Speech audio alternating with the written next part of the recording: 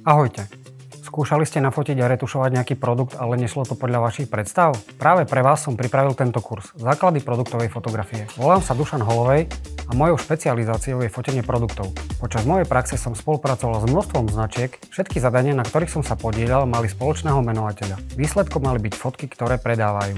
V kurze som si pre vás pripravil 3 rôzne scenáre, ktorým ako budúci produktoví fotografii budete čeliť. Prvé fotenie bude zamerané na klasické e-shopové fotky na bielom pozadí. Aby to nebolo ale príliš jednoduché, budeme fotiť biely produkt na bielom pozadí. V druhom fotení sa pozrieme na to, čo je podľa mňa asi najťažšie. Ako odfotiť lesklý produkt. Fotiť budeme sklenenú fľašu a pri tomto fotení si budeme musieť vystačiť iba s jedným svetlom. Tretie fotenie sa poniesie v kreatívnom duchu. Fotiť budeme opäť lesklý produkt. Použijeme farebné filtre, trocha vody a prírodné rekvizity. V časti zameranej na úpravu fotiek sa pozrieme, ako spracovať nafotené RAW zábery, ako poskladať niekoľko záberov do jednej fotky. Samozrejme nebude chýbať ani časť venovaná exportu pre web.